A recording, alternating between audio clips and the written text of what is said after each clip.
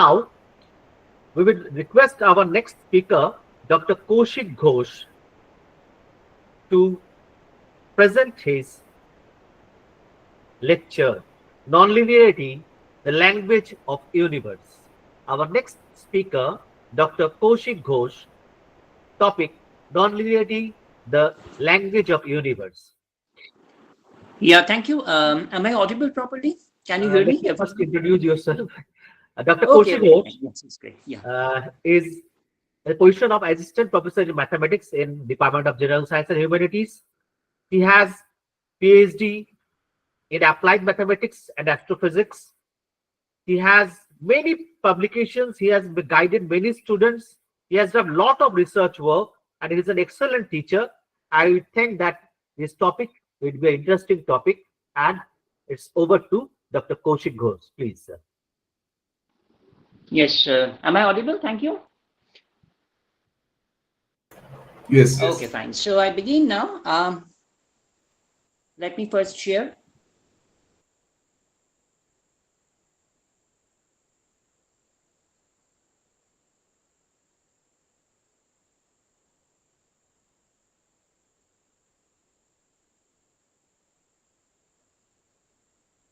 So hopefully the thing is quite visible and you can see it in full screen mode.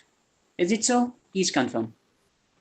Yes, visible, Okay, thank you. audible So, and visible. thank you everyone. So let me begin that as the particular topic I have chosen, this is going to be as being already described, nonlinearity, language of the universe. So let me tell you in a brief that what is actually the main essence why I have chosen this particular topic. Because, in your school days, what the things you have learned, I'm coming to that slide. So things what you have learned, basically you learned about the linear structures. So while doing something, while making some arithmetic problems, while making some puzzles or things like that, even in physics also, what the things you have learned, in most of the cases, these are depicted in the linear structure. So I come to the point. You can see at the very beginning, let us try to identify what is about linearity and what is about non-linearity. That means how we can identify this system is going to be linear and the system is going to be non-linear. So I recall the matter. Suppose we are having only a function, say, with one single variable, say x, which is supposed to be the independent variable, and one dependent variable, say y. And I consider the structure of the function, say, as y is equal to f of x, and I take this f of x as simple in the form, say, ax plus b. So what is the structure coming now? Y is equal to ax plus b. And this is a straight line form in geometry. So it means that the structure, what is being provided, it is taking into account the variable x, which is the independent variable, in degree 1. And not only that, what the y I have chosen, the dependent one, this is also with degree 1.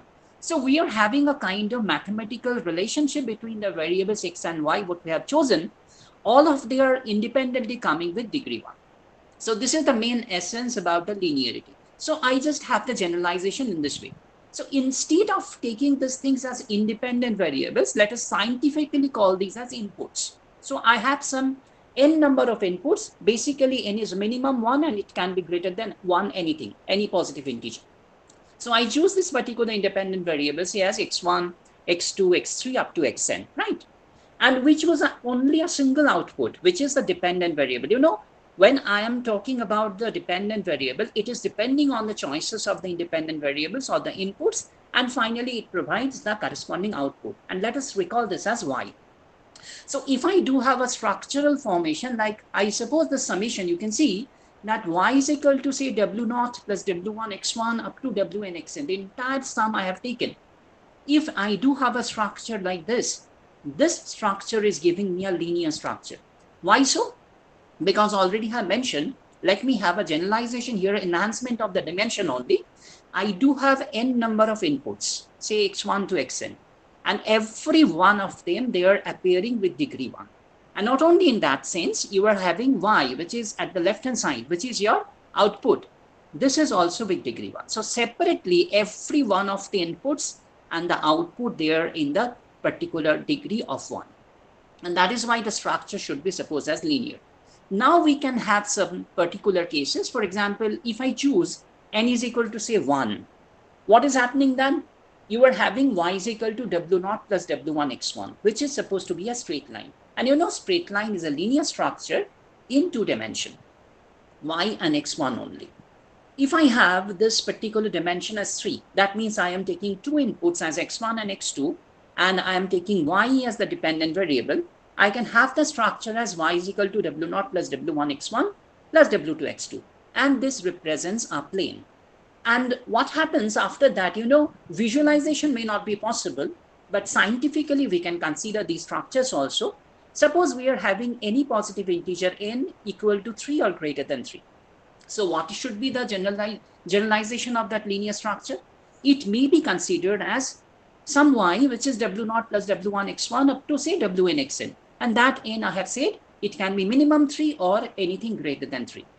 This is the general structure in a linear sense, and we call these as hyperplane for n greater than equal to 3, because this is not a straight line, this is not a plane. So superficially, we consider the structures as hyperplane. So whatever but the thing is, you have a unique representation of the linear structure like this, that I do have a linear combination of different weight functions, w's, and the inputs as x, x1, x2, etc. And that linear combination will suggest as a linear structure where all the inputs are with degree 1 and also the output with degree 1.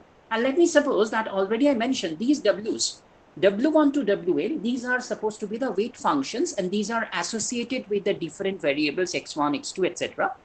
And we are having one more independent structure, the weight function. This is called the bias term, w0. And you can see w0 is standing alone.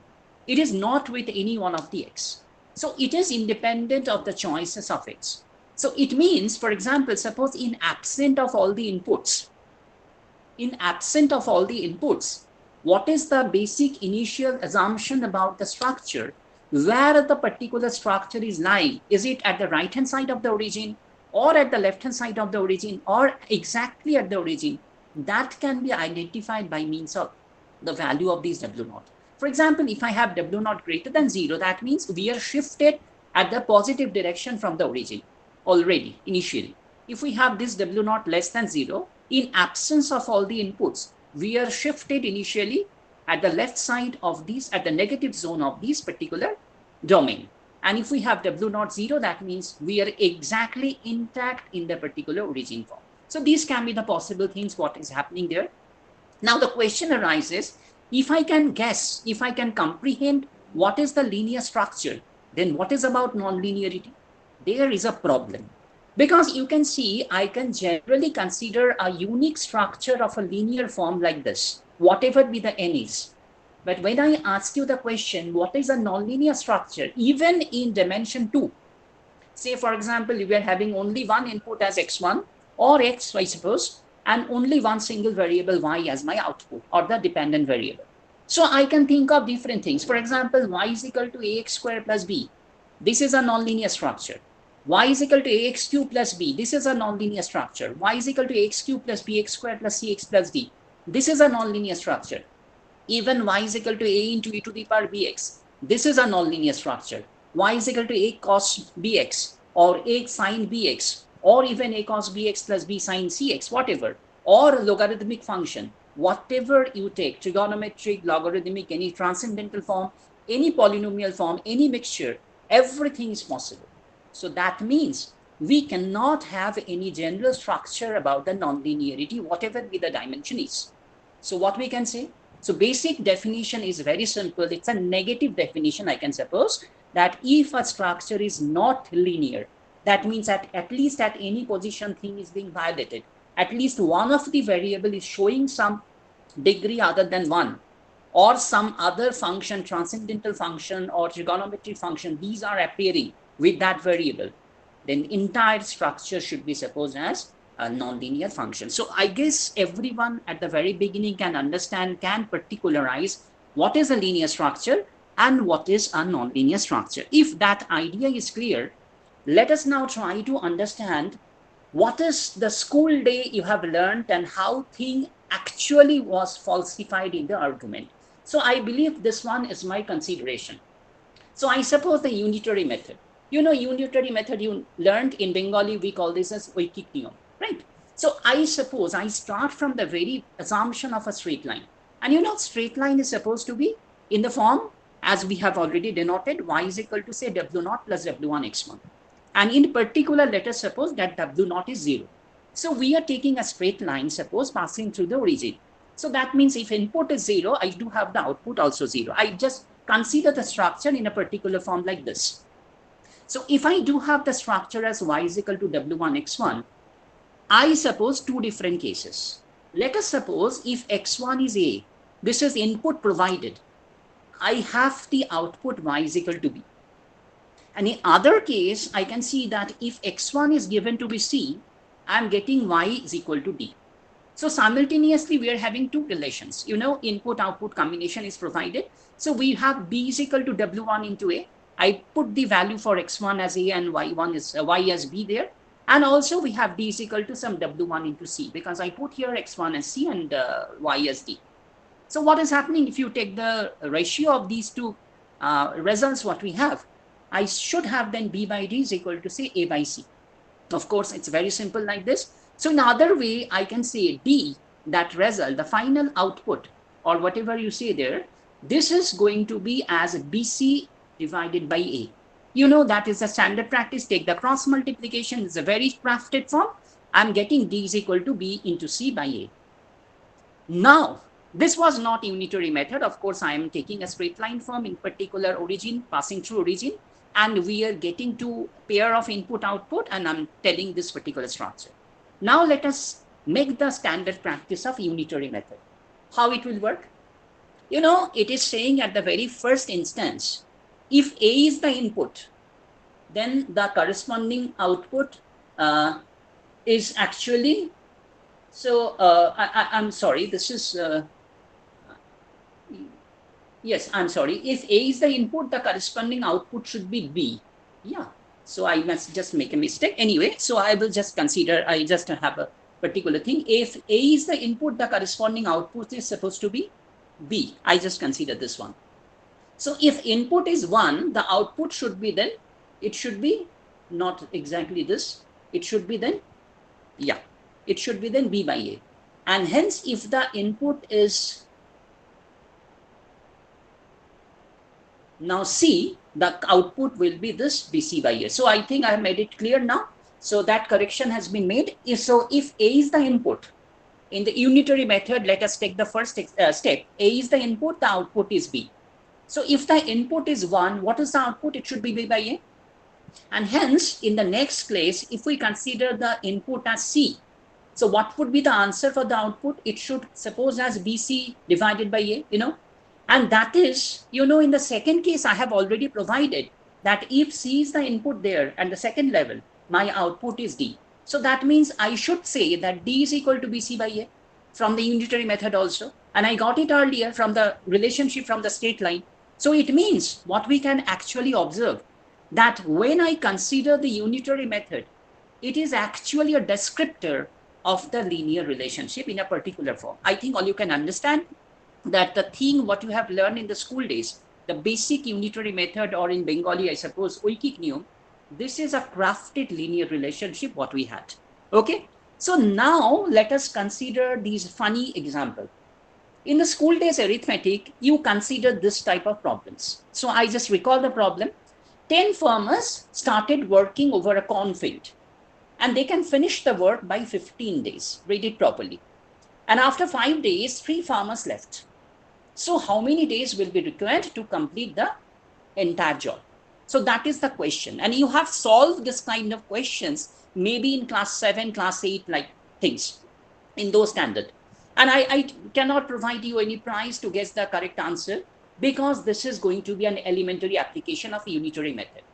But I suppose here is this particular argument, what is the question provided, and the answer trick what we are actually using, is it so simple? Let us rethink on the matter.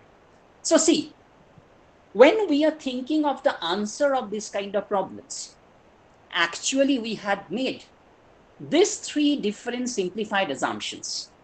try to read or understand the things properly. What was the first assumption we made? That means all the farmers perform equally. Is it in real life happen properly? Because there are suppose 10 farmers are there. How can we suppose that every farmer has equal potential, experience, or the performance, whatever? Second point, every farmer produces uniform or similar output on each day. Forget about for a particular day, different farmers are working uniformly. That was the first simplified assumption. Forget about all the farmers. Let us suppose only one particular farmer. Is it happening that the farmer itself, he or she is working similarly on each of the days? Can anyone perform that? Someday I do have a better performance, on another day I may have a bad performance, like that. So it is quite understood that we cannot perform equally, even being a single individual, on different days. And the third point is that all the days provide similar working environment. This is about the days. Do you believe that? Forget about the farmers. I believe the farmers are equipotential, and every farmer do the same kind of job on each of the days. I believe they are robots. So now think of the day, perspective of the day. Do you feel that working environment coming from this particular structure or the peripherals, is it going to happen similar on each of the days? Perhaps not. So, is it actually happening what the thing you have considered? So, can we really have these simple things in real life? The answer is actually no. So, these variation in the output, what I have written from every individual on a single day, let me suppose on a particular day, different individuals, they should have different outputs. You should have a variation for a single individual on different days. Performance should be varying for a particular person on different days. And you should have a variation in the working environment also over the different days. So that these variations coming from the individuals, coming from the days, these are creating nonlinearity, because the unitary method fails here. Unitary method stands robust if we have these kind of simplified assumptions and arguments. But actually the main thing is this cannot happen in real life. So the idea of the linearity is not going to happen, and that is why we have to consider some shape of nonlinearity in this case. Perhaps you can understand. So let us take one more example. And in the next slide, I try to produce a comparative price chart of some essential commodities in Delhi and Kolkata. Let's see. See what is happening here. Perhaps this particular table is quite visible. And you can see I have taken 5 different items. Item 1 to item 5. And prices are given. These are described in INR, Indian National Rupee, per kg. Prices for the first item, for example, it is 55 rupees per kg in Delhi, and that is suppose 60 rupees in Kolkata. Let me suppose Kolkata is somehow maybe not cheaper. Delhi is cheaper in this sense. It may be reverse. I consider this way. So this is my example. Don't take it seriously. So I do have 55 rupees in Delhi and 60 rupees in Kolkata for the first item. For the second item, you can see 60 rupees for Delhi and 68 rupees in Kolkata. For the third item, it is 75 rupees and 85 rupees respectively. For the fourth, it's 105 and 120 rupees. And for the fifth one, it's 140 and 160 rupees. So what is actually the visualization here? It's very simple. Let us try to apply the unitary method once again. How? For example, I suppose that if the price in Delhi is 55, then the price in Kolkata is 60. So if it is 1, it should be 60 by 55. So for the next item number 2, as it is 60, I want to guess what is the price of that item in Kolkata. So I take this as 60 by 55 multiplied by 60. But you can see if I just calculate that one, this result is not going to show exactly 68. It will be something else. So what does it mean? It means the unitary method, what are we are thinking of? What we are assuming here, this is not going to work in this case also. So it means that as we have different items, the dynamics of each of the items are different. And that is why here also linearity should not work. And we have to think of a nonlinearity just to understand this particular thing. So I believe these examples, what you have learned in your school days, that was supposed to be, these examples were crafted in a very simplified version of linearity. Let us suppose some more examples. In school days also you have learned this, but here I try to establish from the very standard assumption of linearity, you actually develop the idea of nonlinearity without knowing what is actually the meaning of nonlinearity here. Let us suppose that we are having a problem of compound interest. So at the beginning, I suppose that we are having the initial capital as C. So I start with some initial capital C. I believe someone is talking. Shubhendu, can you please? Yeah, thank you. So I suppose that initial capital is C, and let us suppose the annual rate of interest is R%. And you know, if I suppose after 1 year, if I ask you the question, after the 1 year, in that span, what will be the enhanced capital? You know, it's very simple. Using the unitary method here, I am getting, this was old result was C, and it is added to C into R by 100. Because you know 100 rupee gives us more as R. So for C rupee, it should be R into C by 100. So C is a common. It is 1 plus R by 100. So this is after 1 year. Now let us consider this is cumulative structure. That means what the result you get, you add R% to this in the next year, next to next year, and so on. So it's a repeated thing, and we have a multiplication of the repetitive terms. So finally, if I ask you, with this cumulative structure, what will be the final result, say after n years, you can get the answer very easily. It should be C, 1 plus R by 100 whole to the power n. So that to the power n is suggesting here the time span, the total number of years, and R is suggesting the annual rate of interest. So that result is giving you a structure of nonlinearity. Why? Because here you can see the term R, which is the parameter. It is not with degree 1. It is finally a binomial expansion. So different degrees will come out. That is why the entire result is a nonlinearity, because here the nonlinearity is now considered. But the point is, we actually in the school days did not learn this is a nonlinear structure. We only learned the compound interest, etc. That was linearity, and from the argument of linearity, we create the understanding of the nonlinearity. So it's a beauty. So that example I have considered. Let's see from the very perspective of physics how we deal with nonlinearity. And you have performed these things. Let me tell you, these examples, the corresponding formula what we have in the textbooks, you could find out that these result the structure what is being provided. This is a linear structure. But let me tell you, clarify the matter. It is actually in sense. Originally, it was not supposed to be a linear structure. Why? So I am talking about the expansion, thermal expansion of a metallic rod. You know, I suppose at any time, at a moment when the thing is not heated, you can see this figure. A metallic rod is being heated from one end. So let us suppose before the heating starts, you have the length, initial length as L naught. And after, say, this, say after certain time, let us suppose that observation says theta is the rise in the temperature. And final result of the length is L after this expansion. So if I suppose alpha is the coefficient of thermal expansion for that metal, you know what is the definition? Definition for this thermal expansion in the linear form, it says that it is going to be per unit rise in temperature and per unit length of the body, what is actually the rate of increase of the metallic rod. So if you just use the standard practice of calculus, actually denotes 1 by L dl d theta, because the rate of change of L with respect to the temperature per unit length, it is 1 by L dl d theta, and it is going to give us the value of alpha.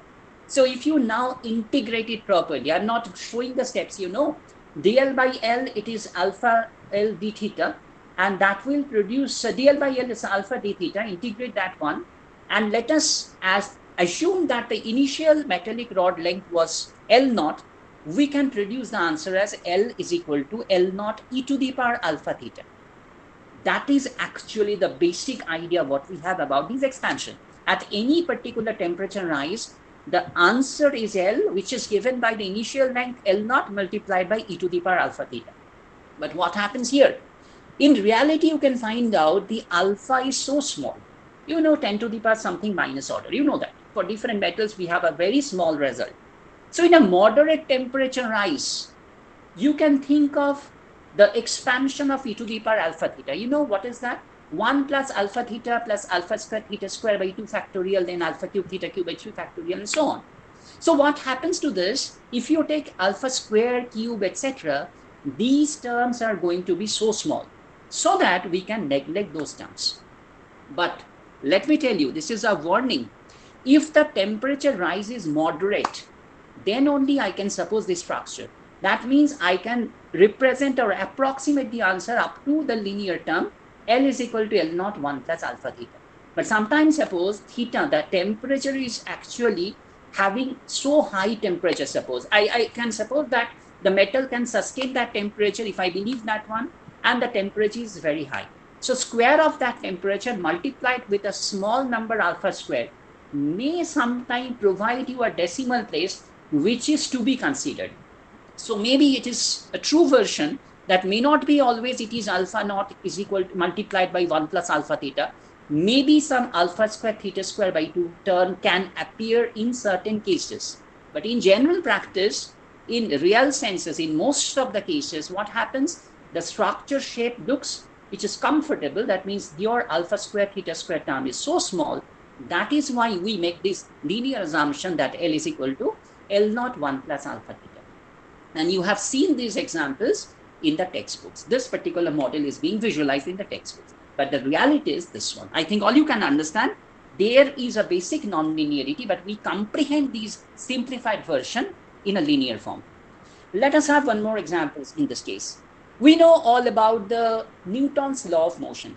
And what is being suggested here?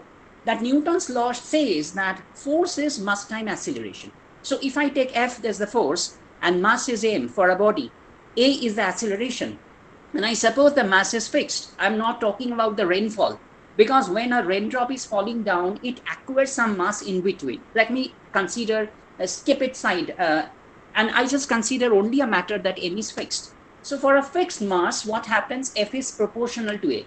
So you can see the figure, what is coming out at the left hand side, the graph. It shows a straight line, linear profile. As force is taken in the x-axis, acceleration is taken in the y-axis. It happens as force increases, my acceleration also increases. And in absence of any other external force or any other agent, I can suppose in absence of the force, the acceleration is 0. So it touches the origin and sees a linear profile. But in reality, what happens? In reality, you can see that suppose the mass is actually exposed to environment. And it can happen then truly that some dust particles or any other foreign elements, these are falling on that mass. So obviously there can be some enhancement in the mass, as well as some portion of the mass due to corrosion or some other effect, it is being lost from the surface. So I can have in practice, in general, I can take the treatment as F is equal to m plus some epsilon multiplied by dz. So plus epsilon, it may be this epsilon can be positive sometime, it can be negative sometime, because I have mentioned that it is being changed throughout. Either it is gaining or it is being actually removed. So you can see the figure at my right hand side. The thing what is supposed to be linear profile, due to this uncertainty factor in the mass scale, we can see some ups and downs in the figure. So it can happen in reality that though I am feeling that its standard ideal result should be linear, but due to some other particular obstacles and other elements, foreign agents are coming out, some particular problems are coming out. That is why it is structured to a nonlinear structure. Perhaps you can again understand what is the basic issue I am trying to say. This is a very simple structure. These two things are quite similar. It's a very humorous part of the physics. At the left-hand side, I have considered the law of gravitation. The forces, if I have certain masses, m1 and m2, and r is the distance between them, you do have the law of gravity. This force is actually m1, m2 by r squared. And if I take the Coulomb's law again, you have two different, says Q1 and Q2, these charges are there, and I'm talking about the electrostatic force. And if you have this Q1, Q2, then the result should be F as Q1, Q2 by R square. Again, R is supposed to be the distance between these two. So similar kind of results are coming, but at two different contexts. But what is the takeaway message here? The point is both these structures in general provides you the idea of a nonlinear profile. Why? Because forget about the masses, these will be given. Forget about the Qs, this will be provided. As you see that 1 by R square is depicted in both the cases, it is inversely proportional to the square of the distance. So as my R increases, thing will decrease. And this is decreasing with a nonlinear structure, not in the form of some R to the power 1 form. So perhaps this idea is clear. This is not, I am not changing the factor like in the F is equal to ma form. Here, without making any such change, without making any alteration, the pure structure provides you the idea of the nonlinearity in this case. You know, this is an advanced thing I'm telling you, not going to describe. From the Einstein's general theory of relativity, you can have the structure of the space-time curvature. And from that potential idea of the space-time curvature, it argues the bending of light near a planet or a stellar structure. You can see there is a mass, and you can see there is a carpet shape form of the space. And you can see due to the gravity of the mass of this body, there is a curvature created at the periphery of the mass. And for that reason, the light, what is supposed to be traveling in a straight line form always, it is showing some kind of bending there.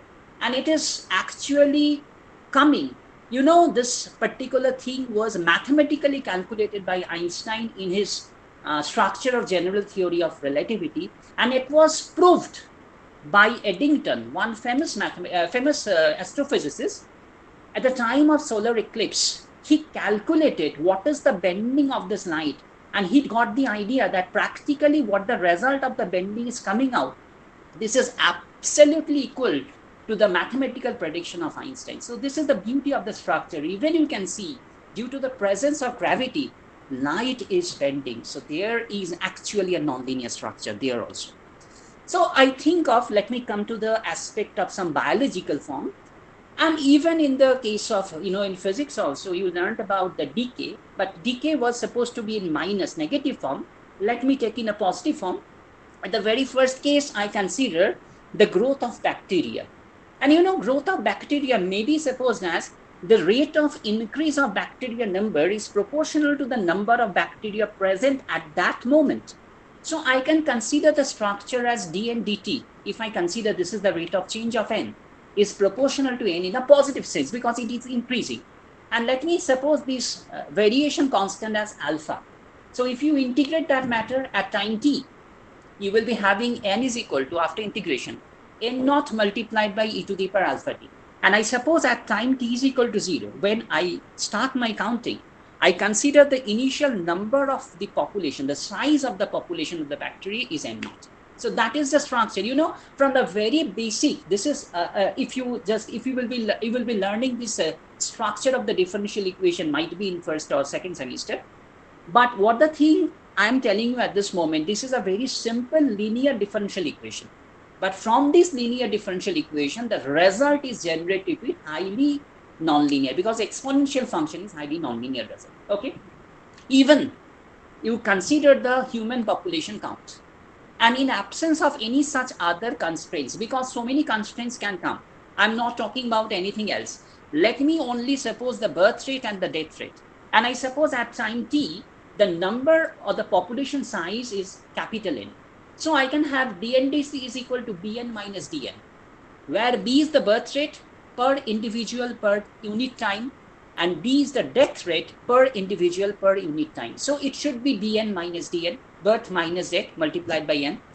And if you integrate that one, and if I believe that at time t is equal to 0, when I start my counting, I start my modeling, I do have the size of the population initially as n naught. So my answer would be coming as n is equal to n naught e to the power of b minus d into t. So it is giving you once again a very highly nonlinear structure, though I am starting from a very simple linear differential equation. Even in case of, I'm not showing the model, if I consider a general structure of prey and predator in any ecosystem in a forest, ecosystem in a pond, any water body, whatever you think of, every time, if you consider the structure and find out what is the mathematical model coming out with respect to time, you will see everywhere certain nonlinear profiles are coming out. So these are essentially some of the examples coming in the biological context about the nonlinear structures. So now some interesting topics. First thing I will be telling about, this is called a fractal structure. Fractal, the word is coming from the Latin word fractus, which means broken or fractured. Now, actually, the idea was developed by 1970s by Benoit B. Mandelbrot. And this is a famous quotation he has: clouds are not spheres. You know, when we try to plot in childhood days, we try to plot or just design a cloud, we took a spherical shape. When we try to get the ideas of mountains, we took a conical or triangular shape. When we try to visualize the coastlines, we took certain circular or elliptic shapes. So what happens, these structures are not exactly so. Because when we see the cloud, when we see the lightning in the sky during the rainfall, or we see the structure surface of these particular mountains, even the coastlines, you could find out so many broken parts are there in the surface. That is why the general idea of the 3D image, what we have in our mind, the ideal structures of the geometrical shapes, these are not working. That is why the conventional geometry should not work if I consider them in the corresponding structures. So he considered the corresponding idea of these, what is called the fractal nature, because there two things are arising.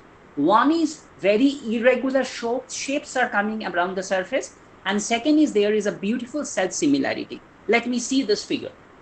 So this figure will identify how a fractal shape is generated. See, at the very first, we start with a line. And at the second, we just trisect this line into 3 equal parts. What I'm doing at the third step, the second intermediate part is being folded like this. A triangular shape is being created, as you can see in the fourth and third step. And after that, we repeat the same structure at all the subparts generated. You can see now we have the first structure. If you can follow my cursor, perhaps you can identify this one. This is going to be the very first structure, that up of the triangular, the down of the triangle, and then the next flat region. Everywhere I repeat the same operation. Same operation is being repeated at every steps. So after certain number of steps, you could see a cloud or some bush-like structure is being generated. So this is actually the thing. But if you look at it, two things are coming out. First pattern is things are very much broken because we are repeating the structure. And second pattern is, if you take a micro scale of that one, any small segment, if I just look through magnifying glass, you will find out automatically the macro scale structure from when we have initiated, similar kind of structures are coming out. That means this is self-similar. It is scale independent. If you make it small, if you make it large, whatever we do, whatever we actually operate there, we will find out similar structures are actually conserved everywhere. So that's why thing is self-similar, and as the thing is very much broken, that is called fractal. So thing is not like that. In general, we can suppose that a fractal structure can provide you an idea of the self-similarity. What we have, a fractal structure can provide you the idea of a self-similarity, what we have in this context. So these are some other examples. Let us see this tree. At the winter time, suppose all the particular leaves are fallen. So you can just see the node structures of the particular boughs and the corresponding, you can see the different shapes, what is being generated from the arrows of the tree. So you could see that again some geometric progression or some patterns are being generated every time. So there are certain repetition of the process. What the thing you are emerging from a line, you generally divert to two lines, again that particular diversion is again re-diversified and re-diversified. So it creates a kind of network like this. So let me have one more example here. You can see this is a very favorable picture about the monocot leaf and dicot leaf. You know, in Bengali we call this, if you cannot understand, it's called Agbichpotri and Dibishpotri Pata. So what happens in the first monocot leaf? You could see some similarities there, but within the parallel framework, you can see some parallel lines are being generated and it is being repeated. And in the second, in the dicot leaf, you could see that one line is a basic steam line, and after that, different networks are being generated at different levels, and this is being repeated once again. So there are some self-similarity, but in different patterns or in different shapes for the monocot leaf and in the dicot leaf. So you must understand, in nature, in universe, are different things, even our human organs, even in the trees, even in the plants, even in other cases, even in some artificial structures also, you could see the signature of the self-similarity or the fractal nature. So it's a beautiful understanding, a signature of a kind of non-linearity, a beautiful pattern, a spatial pattern, a strange pattern of non-linearity is understood by this fractal nature. So let me have one more thing. This is a story. Suppose in, seashore, you have the common practice to pour some sands and create some structures. So I'm doing it like this. And what we can see, that we are having a tray. We start with a certain pile of sand grains. Now you're pouring more sand to that particular pile. And finally, you could see a critical slope will appear. No one is disturbing, no air is there. And even you can understand the sands are not living creature. The thing is spontaneous, that after there is a critical slope, you could see automatically some of the sand will actually decrease. They will fall, which is called the avalanche. Bangla jake bole dhosh. So this is actually coming in that way spontaneously so that it can regain its original structure. So this is one thing. It's a spontaneous, self-driven organism which can create, which can actually generate you the corresponding power so that you can repair from any damage. So you can see some of the particular things, beautiful shapes coming in the nature. In the left-hand side, you can see some birds are creating some particular structure. This is not like that in a screenshot, birds are there, birds are asking, take a photo of us, and this will be our daily profile. Not that. It's a very simple thing, These shapes are being generated every day of different structures in the twilight, that means in the dawn or in the dusk time. And this particular structure is being maintained for a certain period of time. So how this structure is generated? They don't have any leader. They don't have the idea how the things can be created, but it's a spontaneous structure. You can see this is a flock, human beings and flock of sheep. Though the sheep may not know each other, though the human beings may not know each other, still we can see certain shapes are being created, certain particular patterns are being created. These are called the flocks, flocking. So what is about that one? This particular idea is called the self-organized criticality, or in short, it is known as SOC. This is actually giving you the idea of the combination of alignment, cohesion, and separation. You can see the particular figure once again.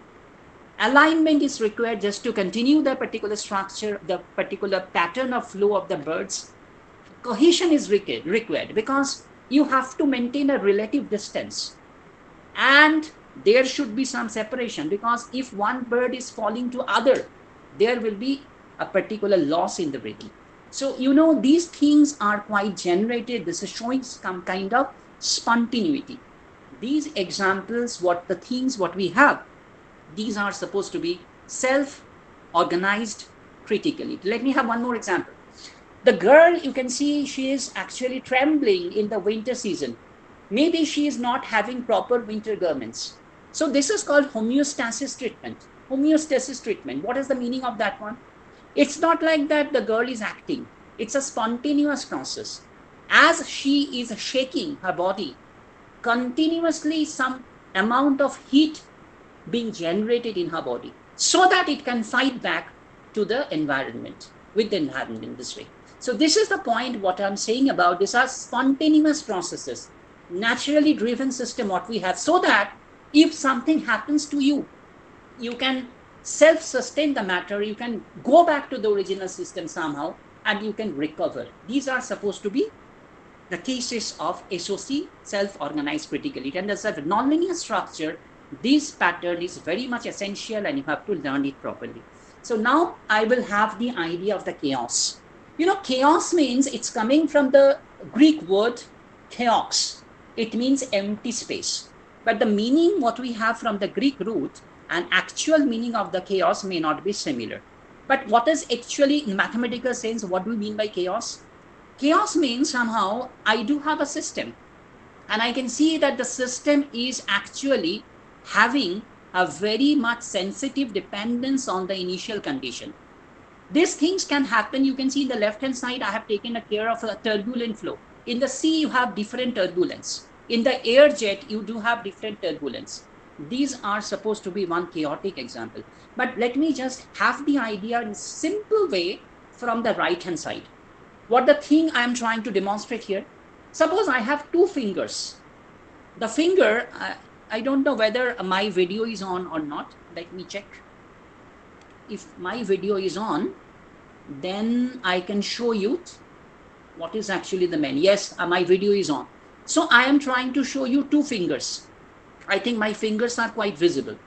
So what is happening? Suppose this particular finger, this finger is giving you the idea. Yes, this finger is giving you the idea. This is the baseline. And let me suppose this is the other finger here. It is creating some 20-degree angle with the baseline. But due to the, say, in the fall of my nervous system, my finger is somehow changed. It is initially supposed to be 20 degree. Now it is, say, something about 19.99, something like that. But what is happening? Suppose I am just continuing this particular finger, what is actually directed 20 degree from the baseline, say 5 or 10 kilometers apart, and consider the fixed point in the space. But in the version changed, it's a 19.99 now the angle. We just recreate the corresponding 10-kilometer distance and get that point. So what can happen? Actually, though the picture is very humorous, but actually the story is similar like that. You can see hell and heaven difference. That means what is actually coming with the 20 degree perfectly. The thing will be quite apart if I consider a very small amount of deviation of, say, 0.001, etc. So this is actually the idea of chaos. A very small amount of change in the initial direction that is creating a huge amount of perturbation in the some future steps. So what happens? That's why you are talking about a chaotic system. This is actually called a butterfly effect. The story is not coming from the story of butterfly. Actually, the phase space in the corresponding model that is being provided by Lorentz about the atmospheric turbulence, he considered the shape of the phase space, and that exactly looked like a butterfly. But the story is quite humorous in that sense that suppose a flapping of the wing of a butterfly, that is creating a deviation of the tornado, and it is going towards, say, San Francisco, now it is going towards Canada or something like that. That is actually the story. This can happen sometime. So now, if these ideas are quite clear, I have told about this corresponding structure, some beautiful patterns about the nonlinearity, what is being said in case of fractal or self-similarity, what is being depicted in case of SOC, that is self-organized critically, and finally what I'm trying to provide the idea of the chaos. Let us have some conclusion. What are the take-home messages? The first one, as I can see, nature favors complexity and feedback loops. These are the hallmarks of nonlinearity. The second point, as we have tried to demonstrate, from galaxies to quantum systems, from physics, from chemistry and engineering sciences to the biology, from finance to psychology, the nonlinear laws dictate evolution. And understanding nonlinearity reveals the deep interconnectedness of the cosmos. That's the main important part, because I told you that what the rules I try to exhibit there, every time there is some kind of nonlinearity. As Rabindranath Tagore said, this is a Bengali line. I will, of course, translate that one in my own way, though I don't know whether this particular translation is good enough or not. Oi bishsho nachir kendre jemon chondo jage. So it means, as in the heart of the cosmic dance, the rhythm awakens. So it is actually like that. We have to understand this particular rhythm. Everything is happening. Maybe, some is visualized, something is not visualized, but we can experience everything. All the particular things are events. And we are trying to model those events, try to understand the things properly. And so if I want to comprehend the corresponding models, if you want to comprehend the ideas of the corresponding universe, you have to understand the language of the universe, and the language is being depicted by the nonlinearity. So you have to accept nonlinearity, always there, but don't reject linearity, as linearity can make life simpler. I am not suggesting that you have to practice every time nonlinearity. My suggestion is not like that. But sometimes you may have to rely upon linearity. For example, I have gone through these ideas. This is one example where I try to show that this one, yeah, here, no, sorry. Yes, you can see there, finally, if you make this thing happening that I have a moderate rise in temperature, we can manage the corresponding nonlinear structure into a linear form to make our life simple. So linearity is there. Of course, we can get some good answers from using this corresponding linear structures in the profile. And you can see always here in this structure also, this story is actually true. If I have a big mass, if I am considering the mass is Earth, then we can visualize the bending of the corresponding sunlight. But suppose I am the person, you are the person, our mass is very, very feeble. So we cannot argue that before us, the light is being bent by this angle or by this amount, because that amount should be 10 to the power so much minus, so small, so it has to be neglected. So thing is like that, the standard practice, as I mentioned, you have to accept the nonlinearity finally, but don't actually discard the linearity, because it can make the life simpler. In certain cases, where a nonlinear system can be approximated to linear system, as I have shown, in any small subpart of that system, or the component variable is too small to visualize the nonlinearity. Even it can happen. Very simple example. Our surface of the earth is nonlinear, but when we walk, when we move around, we cannot understand these curvature, because we are going through a very small section of the earth. And that is why if you have a nonlinear structure, a big profile of nonlinearity, take some small slices, approximate those slices into linearity, use your simple formula of linearity there, and then assemble all the answers from the all linear parts and finally get the final answer. So this is the thing what we can do in practice. Sometimes linearity can be a good weapon to understand the nonlinearity, and if not, then we have to use some standard structure of nonlinearity. So thank you everyone for your kind patience and cooperation. If you have any question in your mind, you can ask. Thank you.